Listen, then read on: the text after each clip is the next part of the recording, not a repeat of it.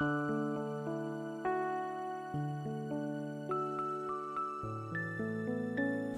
kita meraba orang lain. Itu aja Bang. Oke, jadi itu yang harus diperhatiin. Kalau masalah kayak sistem penulisan gitu kan, tata bahasa tadi kan, soal tata bahasa. Lalu kalau tentang seputaran kejelasan kata yang misal penurunan kata atau pembagian misal penyambungan dan atau huruf besar huruf kecil itu Baca yang baik ya. Jadi sebaiknya penulisan itu jangan pernah yang menggunakan pemborosan kata. Huruf besar itu biasanya di awal kalimat, di belakang kalimat. Jangan gunakan kata-kata yang berulang dan baiknya. Kalau kamu udah menggunakan kata penegasan satu, jangan sampai diulangi dalam bait yang sama. Ini next time baitnya berbeda. Oke, jadi kita kembali ke proses puisi, kayak puisi, prosa, sajak dan sebagainya. Sebenarnya apa sih itu Dato atau Kakak Titi bisa barangkali dibantu, apa sih perbedaan antara puisi, prosa, sajak kayak gitu Dato? Karena kebanyakan di sini tuh selalu aja kita tuh saling tanya gitu, apa sih bedanya prosa sama puisi? Perasaan sama aja gitu, cuman penulisannya yang berbeda atau mana yang berbeda atau bagaimana sih sebenarnya realnya? Karena rata-rata di sini memang pemula semua gitu. Saling nuduh tuh kata teman-teman. Baik, saya kira ini kan soal definisi. Kalau soal definisi atau batasan, apakah puisi, apakah prosa, apakah cerpen, ini kan kita klik aja di Google, itu banyak sekali definisi yang kita punyai dan bisa memperkaya kita. Ini kan soal membaca. Seorang penulis modal awalnya adalah membaca. Kalau dia tidak membaca, dia tidak kenal bahasa, bagaimana mempergunakan kata-kata, dan dia tidak tahu bagaimana merangkai atau memformulasikan pikirannya dalam kata-kata. Nanti seorang penulis senior almarhum Leon Agusta pernah bilang seperti ini, penulis tidak membaca. Maaf, dia bilang apakah bisa berak, apakah maka bisa berposisi sebagai pembaca dan buang bab BAB itu bisa sebagai produk. Nah itu kira-kira. Dan dalam dunia sastra kita sebetulnya kan sangat bebas sekali mengekspresikan diri kita. Secara sosiologis, para sosiolog mengatakan karya sastra adalah kristalisasi pengalaman yang ditangkap penulis dari lingkungannya, dan kemudian dia keluarkan, dia ekspresikan lewat tulisan.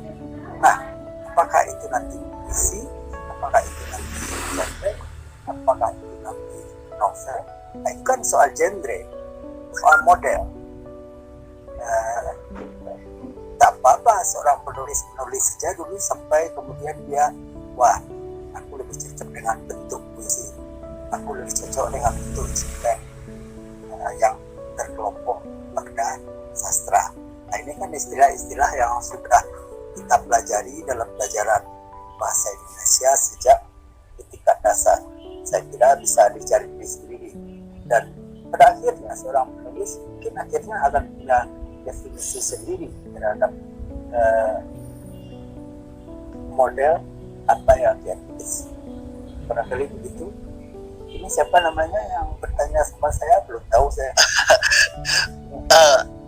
Panggil aja Pino, Mbak ini Dato. Iya, biasanya anak-anak di sini panggil Pino gitu. Biasanya Dato. Ya. Karena di sini memang biasanya itu kita juga debat gitu Dato, tentang antara puisi, prosa saja gitu, bahkan pembagian antara puisi lama dan puisi baru. Di sini teman-teman banyak kan kurang tahu gitu, apa sih puisi lama, apa sih puisi baru gitu. Mereka bahkan bingung cara membaca puisi yang baik itu yang seperti apa gitu, karena interpretasinya juga masih nggak tahu kan harus dibawa kemana gitu. Nah kalau masalah interpretasi gitu tentang penilaian sebuah puisi, bagaimana sih kita tuh supaya bisa membawakan puisi itu supaya tersampaikan gitu Dato? Apakah cuma interpretasinya aja atau ada hal-hal lainnya yang harus diperhatikan Dato? Biasanya nilai pertama dalam pembacaan puisi Salma itu pengalaman sekali soal tentu adalah interpretasi, artinya pemaknaan, penafsiran terhadap puisi. Nah, puisi kita sudah tahu bahwa dia punya nilai ambigu, artinya tiap orang boleh berbeda dong. Sebuah puisi dari Anwar, aku atau Bonobowo atau apa saja, itu bisa diartikan berbeda oleh orang yang membacanya. Apalagi orang yang membacanya jarak tahunnya dengan ketika puisi itu ditulis sekali itu sudah langsung puluhan tahun, mungkin generasi baru akan memahaminya dengan cara berbeda. Itu tidak apa-apa, tapi persoalannya nanti ketika orang mendengar atau suara juri menilai bacaan puisi itu, apakah sampai ya dengan penafsiran yang diambil oleh si pembaca. Jadi penafsiran ini tentu bebas, tapi tetap terikat dengan kata-kata lirik baik yang dituliskan oleh penulisnya. Jadi bisa saja seorang membacakan aku dengan lantang berteriak-teriak, atau ada yang membacakan dengan berbisik saja. Persoalannya apa yang mau disampaikan itu berdasarkan interpretasi. Kemudian baru soal-soal teknis seperti vokal, masuk nanti musik, kostum dan lain-lain yang jadi interpretasi ini menuju penghayatan. Ada tuh ngomong-ngomong ini kayaknya udah ada CCTV-nya nih di bawah tuh. Barangkali bisa suara. Assalamualaikum CCTV. Halo Siti. Waalaikumsalam, Bang Bara, Ayah. Ya. Apa kabar? Baik. Kita dipertemukan oleh lemon terus ya. Iya, betul. Bara, apa kabar Bang? Bang Bara dari tadi kayaknya sinyalnya kurang Oh ini ya. Bara berjuang itu. Iya. Pakai sakit lagi. Ya, jadi tadi kita sempat bincang-bincang dengan Dato dengan Katitin kan sebut pembacaan. Dan pembacaan. Barangkali jadi ada yang mau disampaikan ke teman-teman yang udah datang ke sini, yang nyimak di bawah, atau yang teman-teman di bawah ada yang mau naik, mau ada yang ditanyakan langsung, barangkali boleh typing.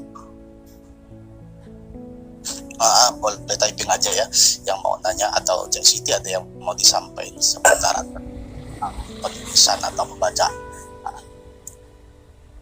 Aku mau nanya, nah tuh Bang Bara yang mau nanya kan. Silakan. Nanya apa Bara? Apa pertanyaannya Bang Bara? Ayo.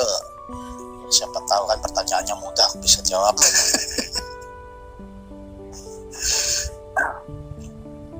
Karena di sini rata-rata banyak pemula yang tertarik tapi kekurangan media dan juga guru untuk membimbing sebenarnya kan, di aplikasi-aplikasi seperti ini.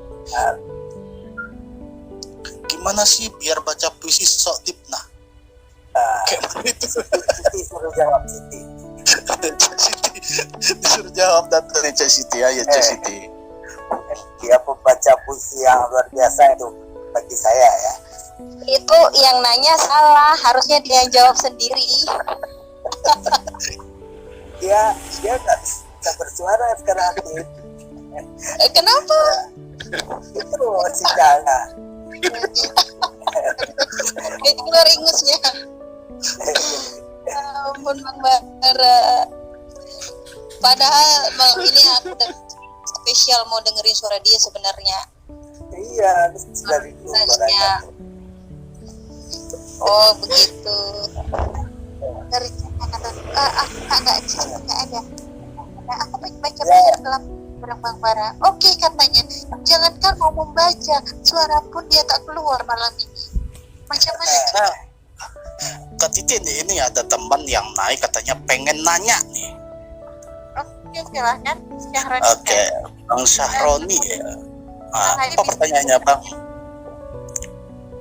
Assalamualaikum warahmatullahi wabarakatuh. Waalaikumsalam warahmatullahi wabarakatuh. Oke, sekarang Datuk Bram, Bang Bara. Ya. Di sini saya ingin menanyakan di mana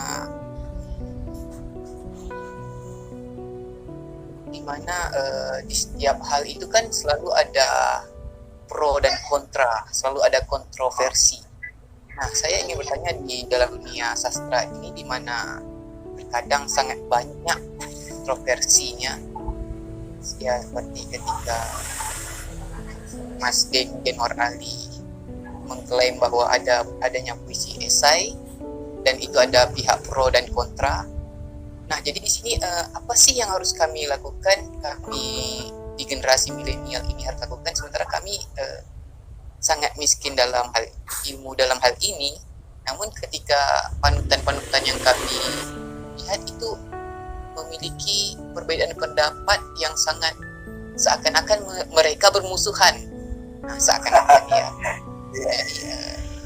Apa sih yang harus kami lakukan menurut pandangan Datuk Bram dan Cik Abdi?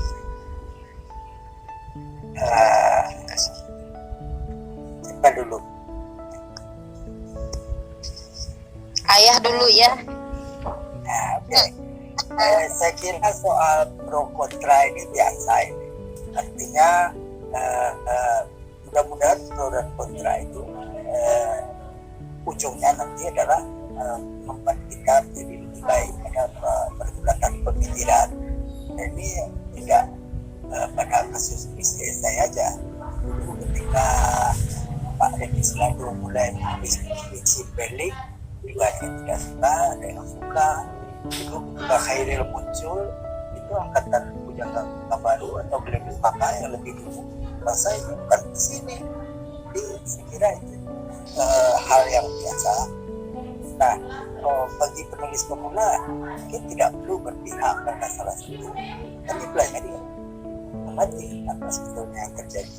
Kalau kesannya kemudian memunculkan permusuhan, jangan pun permusuhan juga. Nah, saya waktu itu juga sangat susah sekali. Ini yang pro ini saudara-saudara saya, yang kontra ini juga saudara-saudara saya. Jadi akhirnya saya putuskan saya melihat dari jauh aja lah. Itu terhadap pro dan kontra.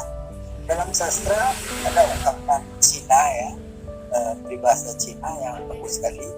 Almarhum Mas Willy Rendra dulu sering mengutipnya.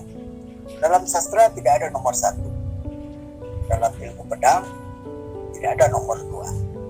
Jadi dalam sastra orang harus berendah hati bahwa ada yang lebih baik dari dia.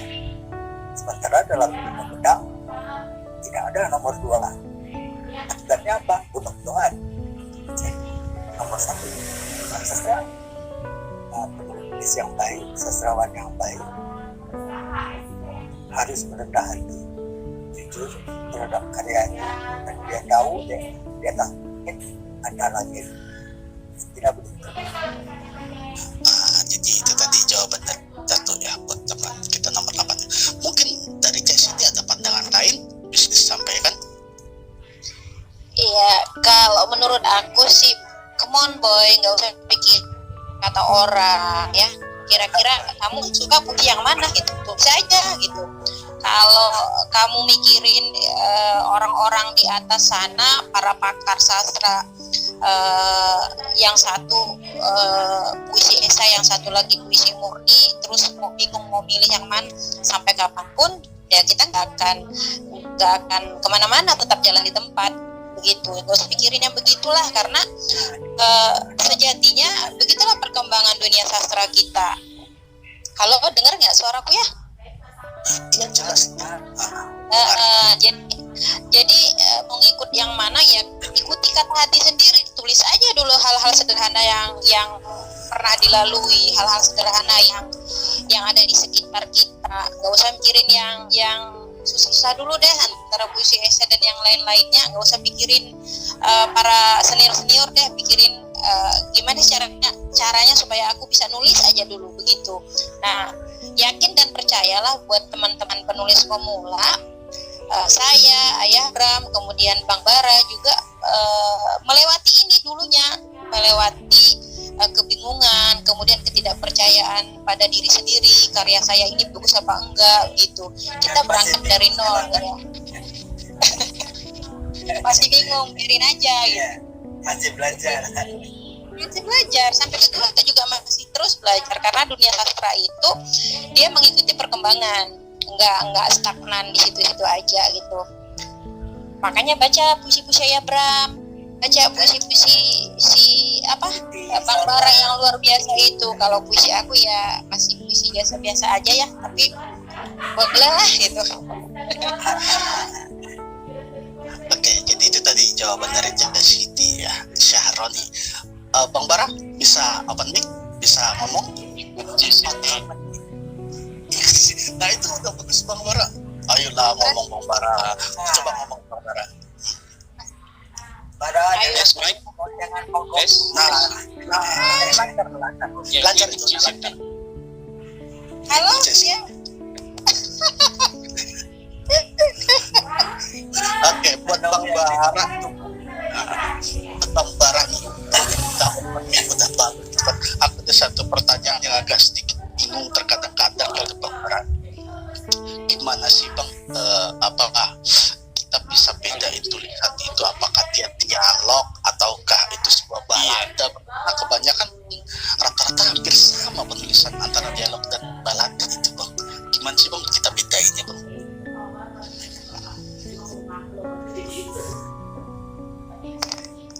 Ya kembali link. Ya Allah.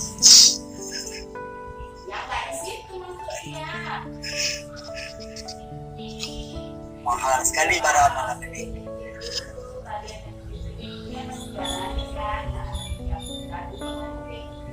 Oh, typing katanya.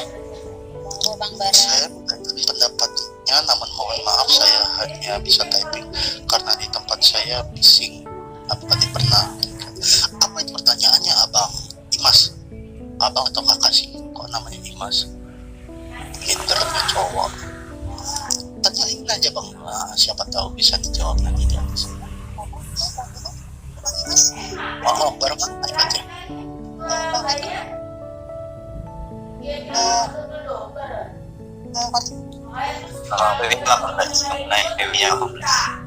Mas naik Mas.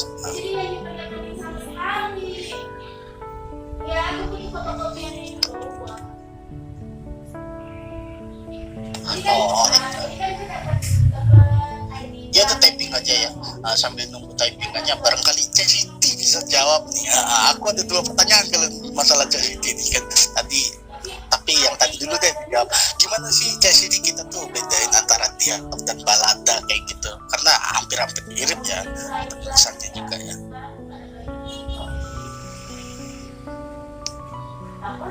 Halo Siti. Kayaknya lagi sibuk juga. Terus tanya kemana sekarang? Atau Datuk lagi yang jawab? Aku aja nih yang jawab terus. Ini dia yang lain tak kemana kan?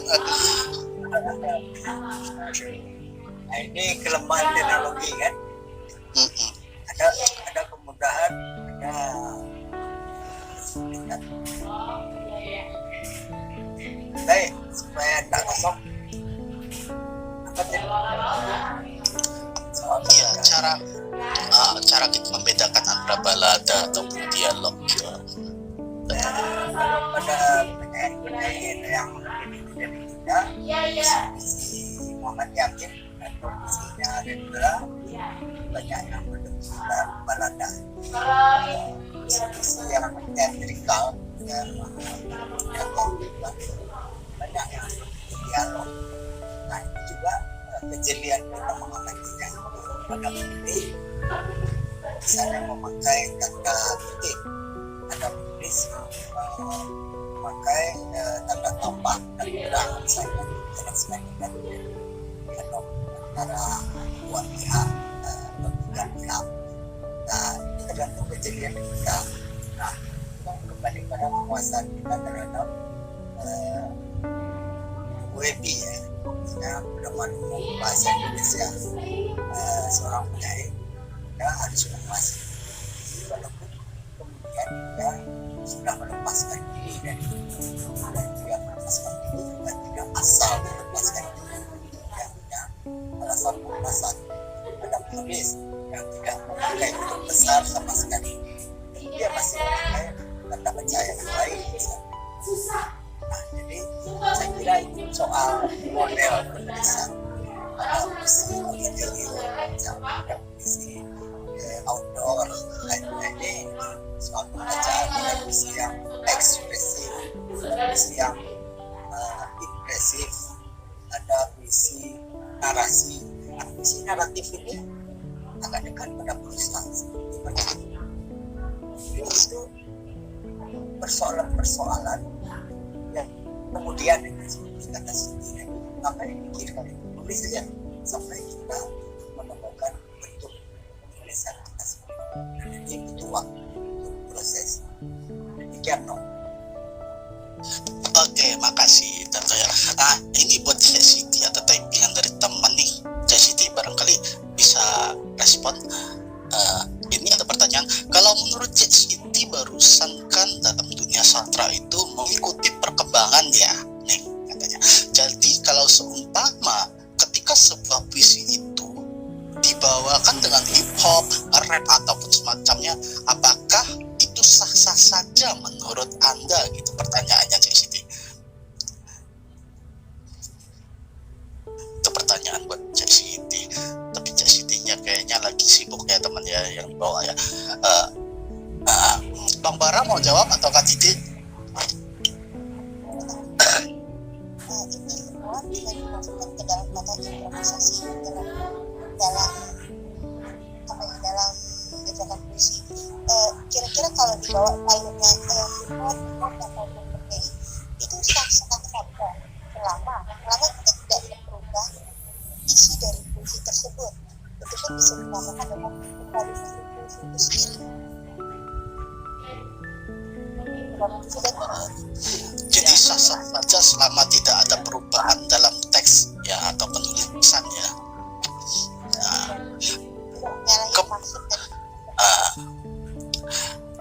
Kembali ke pertanyaan tadi Datuk, kan masalah dialog dan balada ya. Kalau balada kan setahu aku masuknya di puisi-puisi baru Datuk. Nah kalau dialog sendiri itu sebenarnya sudah masuk di puisi baru atau perkembangan zaman yang mengikuti gitu Datuk. Jadi ada puisi baru lagi setelah yang ada yang lama gitu Datuk. Saya kira sampai sekarang kita tidak ada yang baru. Artinya proses penciptaan ada pengulangan dan ada versi. Dalam pengulangan itu ada versinya. Visi-visi dalam visi-visi yang mencantumkan dialog sudah ada sejak lama. Jadi saya tidak mau saya secara strategi. Ini sudah lama sekali kita baca ini sudah lama sekali itu juga dalam tulisan puisi Indonesia. Puisi-puisi jangka baru atau balik pustaka sudah ada juga yang mencantumkan dialog. Saya lakukan contohnya ya. Tapi hal ini lama dan masih juga tadi yang barusan dijawab soal hip-hop dan lain-lain. Seorang penyair di Bali yang punya grup rock untuk membacakan puisi-puisinya. Kenapa tidak? Seorang Ebit G. Adi dia bisa penyair untuk akhirnya lebih menjadi penyanyi yang sangat sukses. Dari puisi saya lakukan adalah puisi yang dia tulis atau demo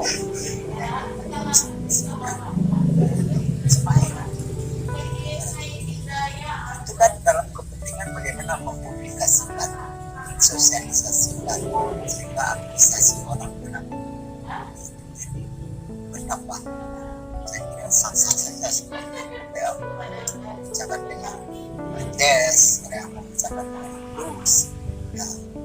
Kalau dia merasa itu cocok misalnya sampai atau lebih dengan lebih banyak apa tidak? Oke, mungkin Kak Titin bisa masuk ke materi berikutnya, barangkali ada tentang kiat-kiat menulis. Kak Titin gimana sih kiat-kiatnya? Kiat nulis ya. Kalau kiat nulis, kalau menurut aku sih semua penulis tuh jangan sampai lupa yang namanya rajin membaca, karena membaca itu udah menjadi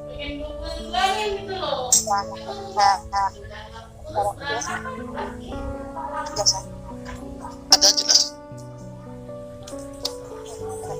Kita mempelajari kata-kata, itu baik itu mempelajari tentang tugas, terus kita intinya dari puisi itu sendiri, misalnya bisa jadi kita tahu tentang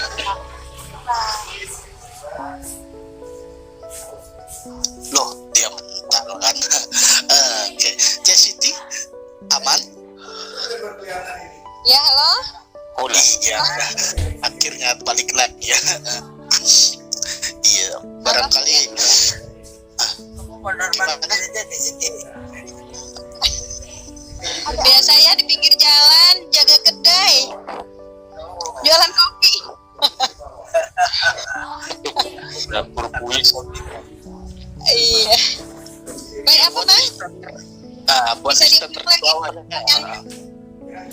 Iya, tentang kiat-kiat menulis Siti, sebenarnya kita udah masuk ke tema kiat-kiat menulis. Apa aja sih yang harus diperhatikan atau yang harus kita ketahui tentang kiat-kiat menulis sebuah karya gitu kan? Baik, kita fokuskan ke puisi ya. Biasanya aku kalau dalam menulis puisi itu tidak langsung jadi, terlebih dahulu menabung kata-kata. Misalnya sedang jalan, sedang bercerita dengan teman-teman, menemukan kosakata baru atau diksi-diksi baru, nanti aku catat di note di catatan handphoneku.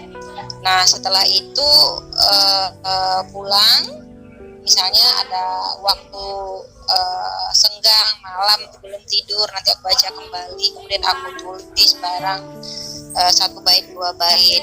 Nah itu tidak langsung jadi, tetap harus melalui proses pengendapan.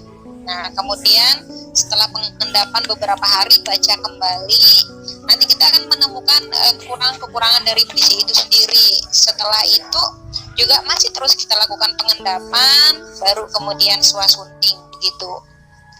Nah, untuk teman-teman yang baru mulai menulis, hal sederhana sebenarnya menulis itu gampang. Tulislah hal-hal sederhana yang ada di sekitar kita. Misalnya kalau anak-anak milenial ini, ketika mereka patah hati itu biasanya ide-ide menulis, proses kreatifnya itu bahkan lebih produktif ya ketimbang dia tidak sedang patah hati. Nah, ayo menulis aja gitu. Gak usah pikirkan ketika boleh. Teman-teman mungkin bisa lihat penyair-penyair hebat yang ada di dunia, tidak hanya di Indonesia. Karya-karya hebat mereka itu tidak terlepas dari pengalaman hidup yang mereka alami. Ya, begitu. Bisa saja mungkin masa kecilnya yang punya sejuta cerita yang perlu ditulis kembali, atau mungkin kegagalan menjalin hubungan dengan si A atau dengan si B, nanti bisa dijadikan tulisan gitu. Nah, ketika nanti teman-teman mendapat komentar dari orang-orang atau dari sahabat, dari siapa saja, ngapain sih nulis puisi tentang rasa doang katanya, ya lanjut aja begitu. Karena penulis hebat, sehebat apapun mereka berangkat menulis dari hal sepele, yaitu tentang rasa, tentang cinta, tentang kau, aku, dan rindu begitu. Masalah nulis tadi, kayak aku mau tanya sama Cek Siti, apa sih Kak kiatnya supaya kita bisa memilih kata-kata diksi yang tepat gitu? Apakah kita yang dengan rima irama atau dengan kata prakata misalnya, bagaimana sih Kak yang sebenarnya yang enak buat pemula gitu? Membaca, intinya membaca. Ketika teman-teman yang baru mau menulis, ketika tidak membaca sama sekali nonsen Anda bisa menulis. Jadi Anda memang harus mampu menyisihkan waktu untuk membaca apa saja, terutama buku puisi ya. Jadi untuk memilih diksi, tabungan diksi penulis-penulis hebat saat ini, mereka juga mengorbankan waktu, menghabiskan waktu untuk membaca begitu. Jadi kalau tanpa membaca Anda tidak akan bisa menulis. Gitu. Jadi intinya harus banyak-banyak lah membaca gitu, karena buku adalah sebagian dari hutangnya buku ya kayak. Lalu kalau masalah membaca nih Siti, aku pengen tahu cara kita bisa mengeluarkan suara yang berbeda-beda itu kan terkadang katanya atau pakai suara perut, suara apa gitu, kurang ngerti aku. Itu gimana sih Kak kita supaya bisa? Itu membaca puisi ya? Halo? Pertanyaan membaca puisi. Ya.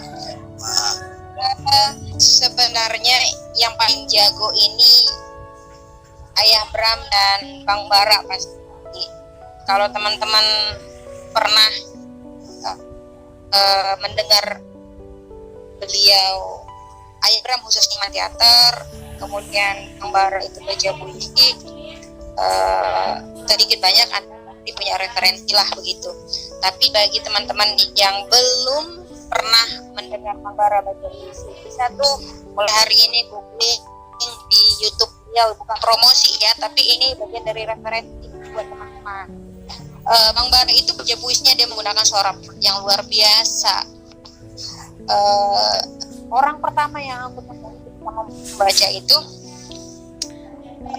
menggunakan suara pun sebulan itu keren gitu.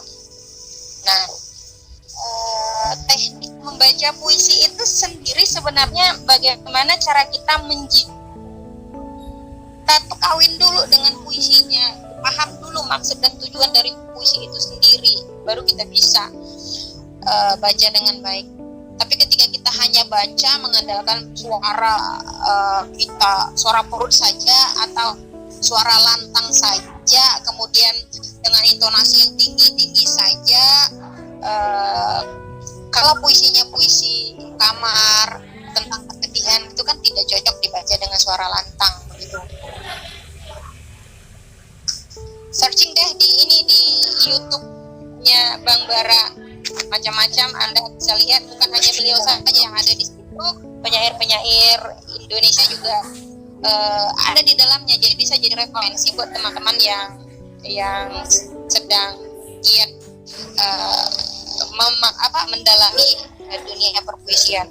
Seperti ini yang dari Meranti ya, Syahron ini ya.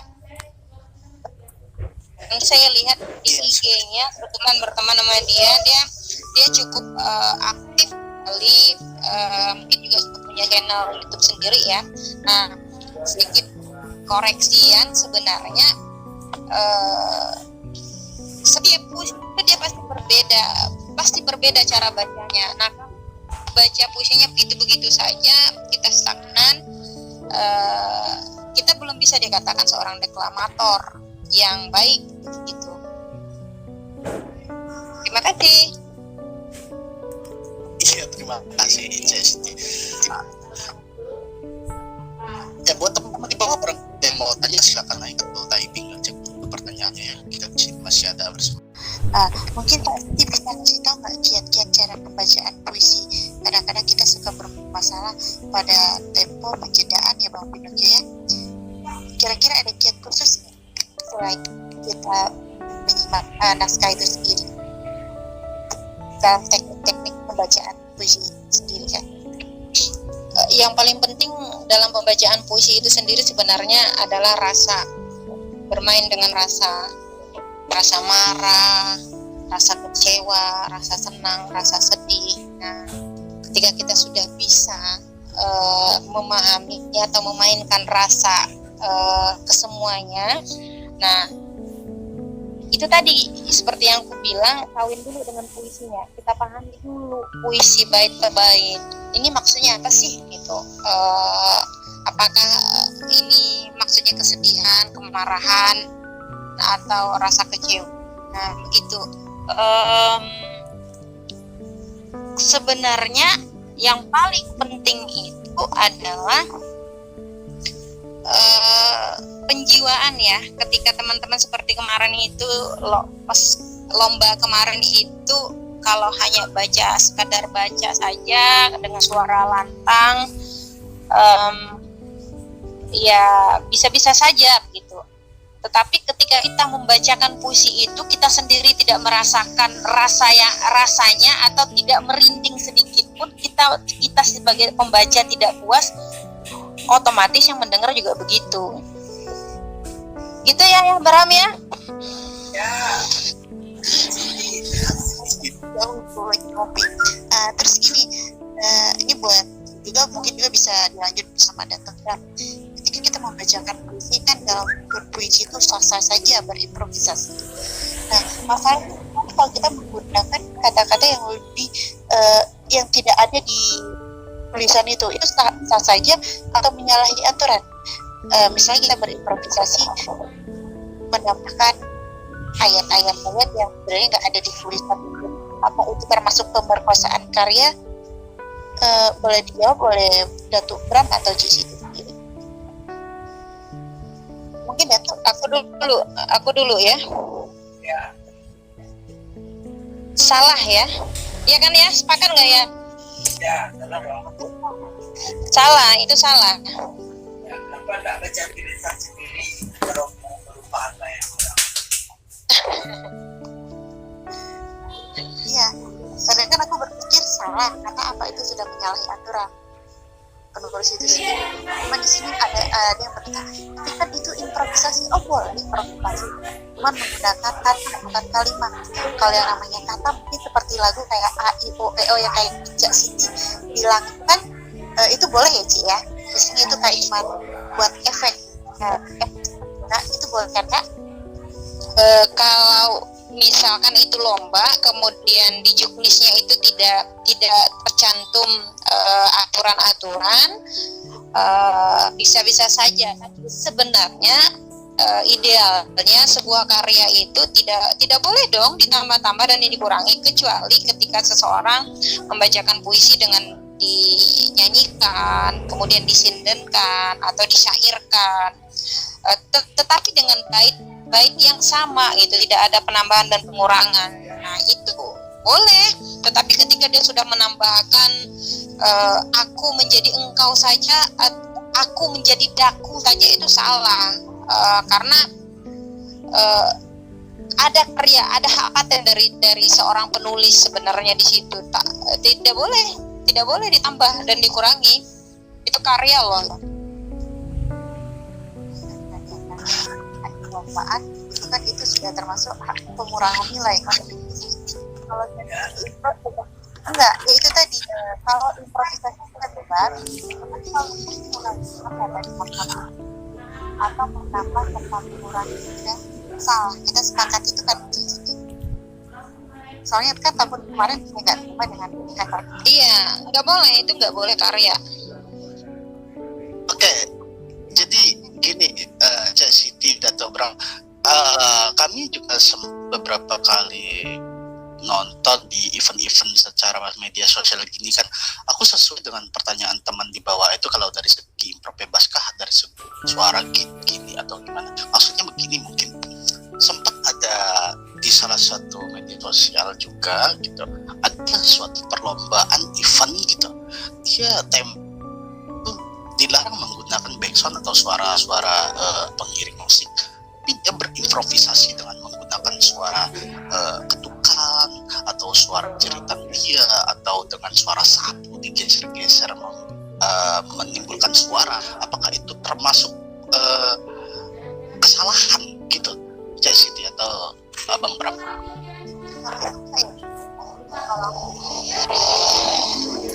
Ayah dulu atau gimana?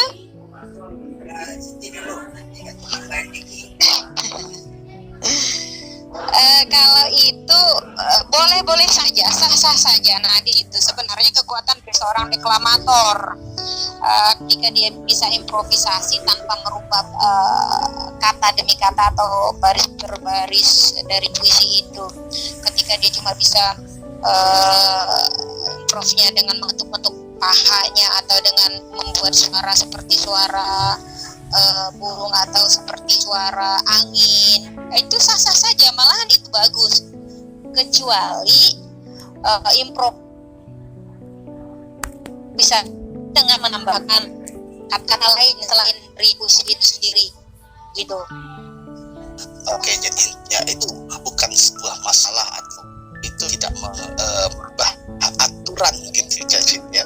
Ada satu lagi pertanyaan dari teman di bawah itu, kalau untuk pembacaan sebaiknya nih pembacaan pengarang atau penulis itu sebaiknya di atas terlebih dahulu dibacakan atau setelah pembacaan puisi baru kita sampaikan penulisnya atau pengarangnya gitu kan?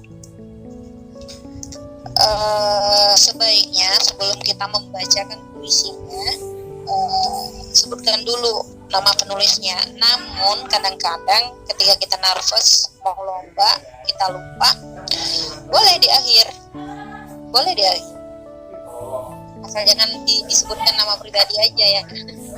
Oh, jadi tidak ada aturan bak pembacaan penulis gitu ya, jadi Tidak ada. Kalau sepengetahuan saya tidak ada. Ketika saya bawa anak-anak lomba, kemudian pendampingan anak-anak lomba, tidak ada. Bahkan ada ketika nomor urutnya disebutkan dari kursi, ya dia sudah teriak dengan membacakan judul gitu. Kemudian dia baca puisi sembari berjalan.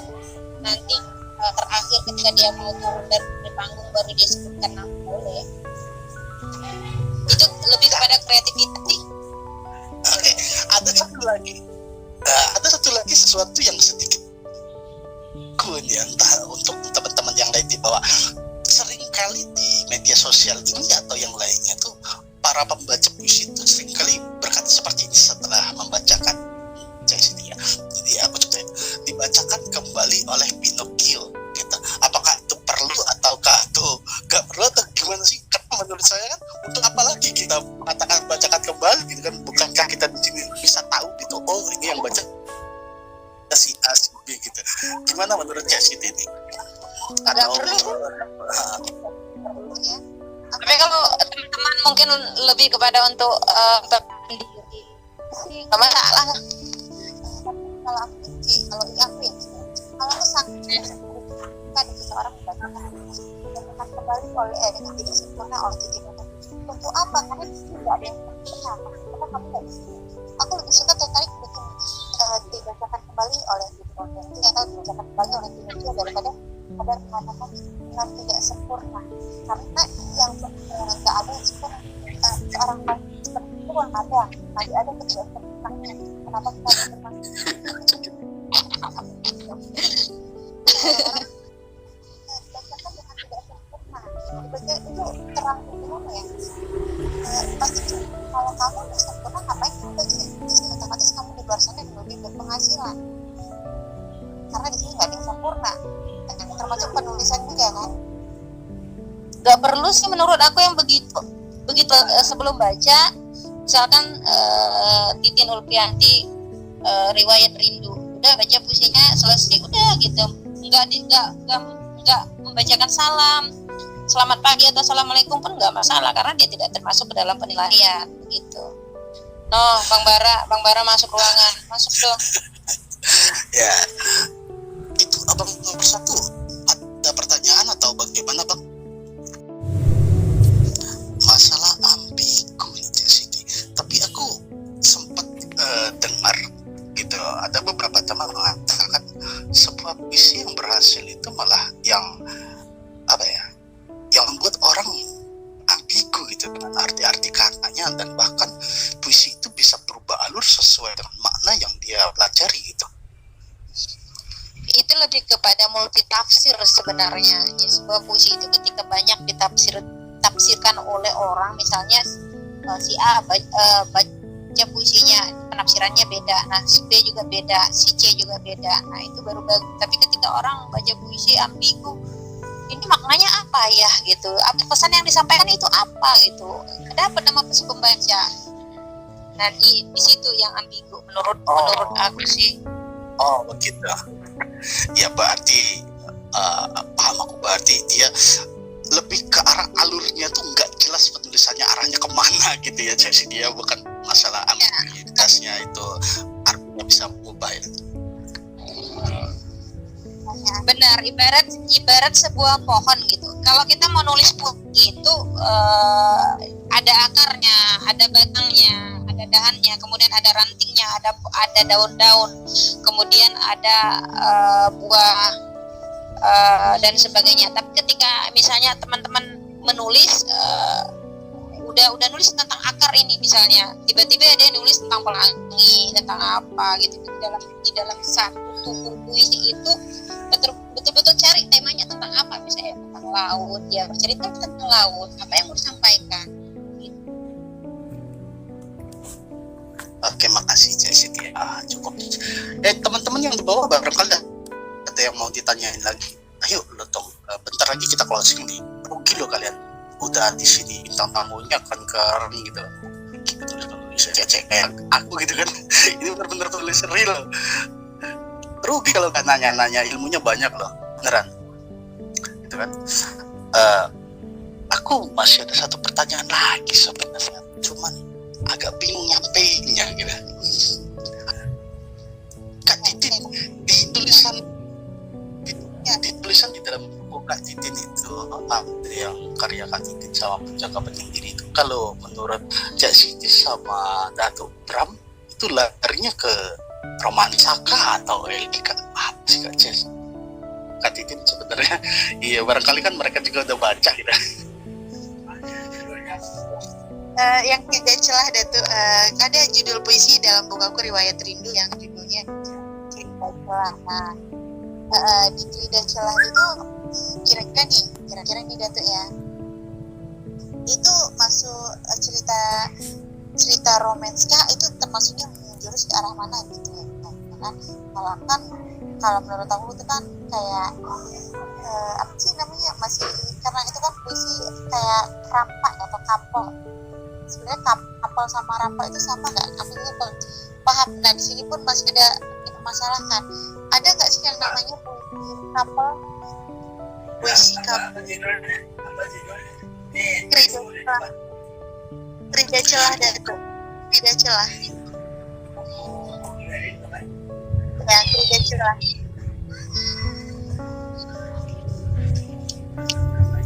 Sebenarnya puisi-puisi Mbak Titin yang di riwayat roman semuanya.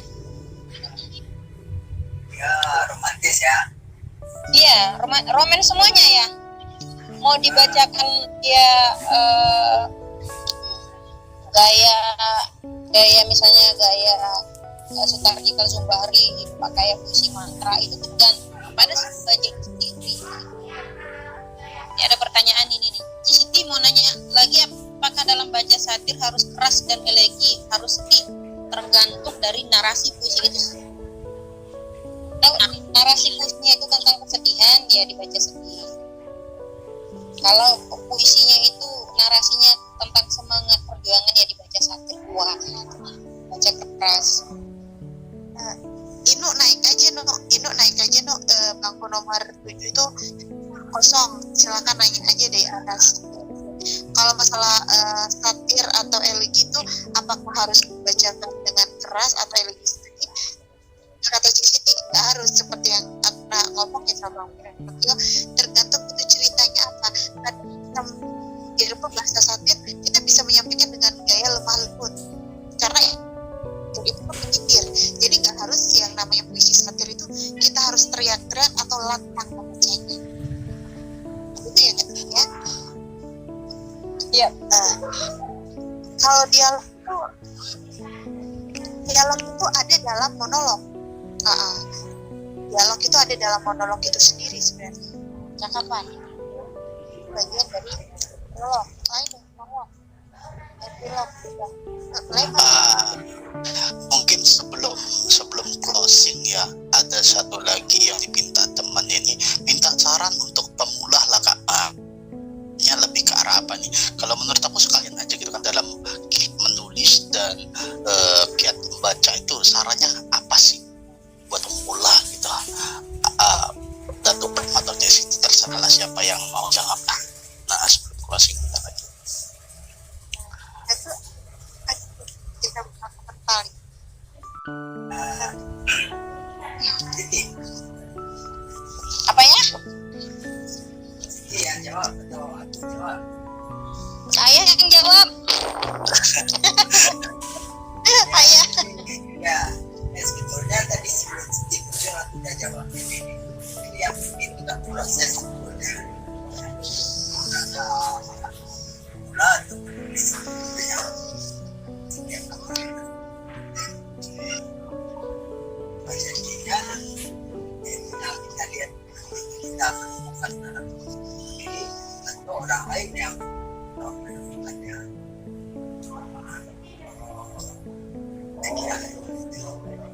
Dia menulis, ya sediakan waktu 15 menit tiap hari misalnya, apa saja.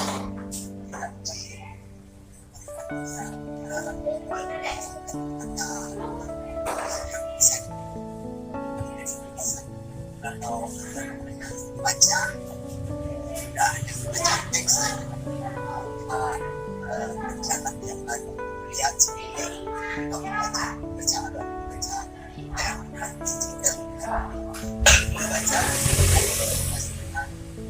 teks dan menggunakan hal-hal yang objek dengan